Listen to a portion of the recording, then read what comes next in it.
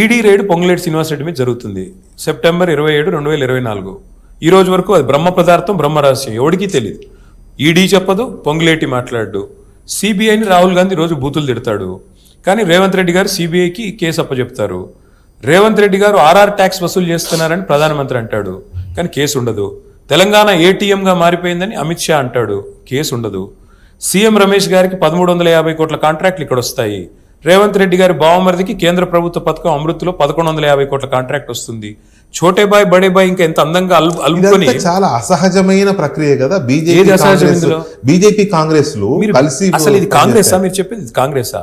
ఇది కాంగ్రెస్ మరి ఇది కల్తీ కాంగ్రెస్. ఈ కల్తీలో ఎవరెవరు ఉన్నారంటే ఇది ఒక కాషాయ కూటమి, ఇది అదేమంటారు పంచకూట కూటమి.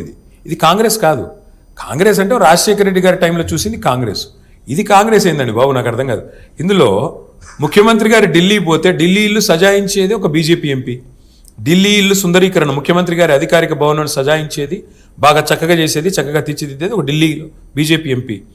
ముఖ్యమంత్రి గారు ఢిల్లీలో అమిత్ షా గారిని అర్ధరాత్రి కలిసేది ఒక బీజేపీ ఎంపీ కారులో పోయి. ఆయన ఖండించాడు మీరు చేసిన ఆరోపణ. ఎవరు ఖండించారు? మీరు సీఎం రమేష్ గారి గురించి కామెంట్ చేస్తే ఆయన ఖండించారు. సరే ఖండించక సస్తాడు, ఏం చేస్తాడు దానికి? కానీ 1350 కోట్ల కాంట్రాక్ట్ అయితే ఖండించాడు కదా. కూడా అంత పరుషమైన భాష వాడుతుంది. 1350 కోట్ల కాంట్రాక్ట్ అయితే ఖండించాడు కదా.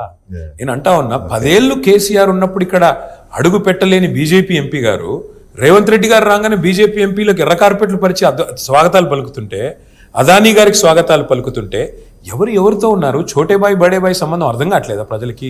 స్పష్టంగా అర్థం అవుతుంది కదా. మన జూబ్లీ హిల్స్ మళ్ళీ ఎక్కడికి వెళ్తున్నాం కదా.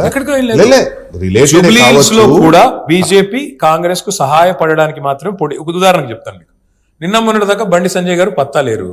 ఇవాళ వచ్చి నానా గావు కేకలు పెడతారు. ఏమని? హిందూ ముస్లిం ఎందుకు?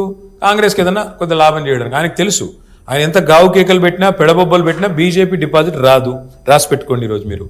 రెండవది నేను మళ్ళీ చెప్తా ఉన్నా మీకు, వచ్చేది రక్షణ శాఖ, ఆయన పేరేంటి, హోంశాఖ సహాయ మంత్రి గారు. ఆయన హోంశాఖ సహాయ మంత్రి కాదు, రేవంత్ రెడ్డి సహాయ మంత్రి ఆయన. ఎప్పుడైనా రేవంత్ రెడ్డి కష్టం అంటే ఈయనకు ఫోన్ కొడితే వచ్చి ఏదో 4 పిచ్చివాగుడు అయిపోతాడు ఆయన. అంత తప్ప ఆయనతో అయ్యేదేమీ లేదు రాష్ట్రానికి. కిషన్ రెడ్డి గారు తిరుగుతున్నారు. ఎక్కడ? కిషన్ రెడ్డి గారు కూడా అంబర్పేటలో తిరుగుతున్నారు. జూబ్లీహిల్స్ లో ఎవరు తిరగట్లేదు, తిరుగుతారండి. మళ్ళీ చెప్తున్నా, మీరు గుర్తుపెట్టుకోండి ఈ మాట. నేను చెప్పేది ఇవాళ గుర్తుపెట్టుకోండి.